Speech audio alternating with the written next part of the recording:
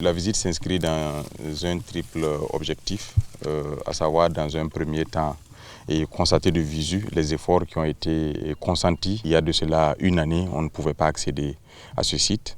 Aujourd'hui, nous trouvons plusieurs producteurs, plus de 1400 hectares de superficie emblavée avec différentes spéculations.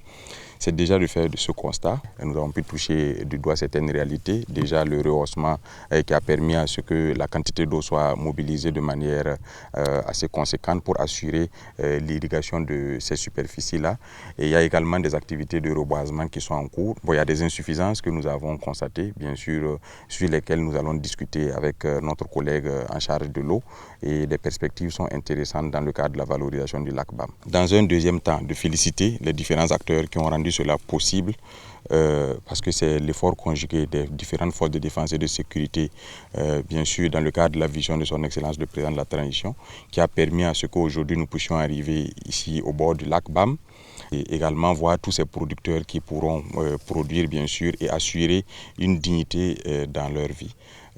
Le troisième objectif, bien sûr, c'est de voir les perspectives, à savoir qu'est-ce que nous pouvons faire de plus pour développer davantage les exploitations qu'il y a dans le cadre de la valorisation du lac BAM et également quels sont les types d'accompagnement que nous pouvons faire pour renforcer ce qui est fait déjà sur le terrain et faire en sorte que les efforts de reconquête du territoire soient suivis d'actes de développement, comme je l'ai dit tantôt, pour permettre à la population de pouvoir vivre dignement, se réinstaller et assurer des activités qui puissent être génératrices de revenus pour elles et leur permettre de vivre digne et de retrouver la quiétude.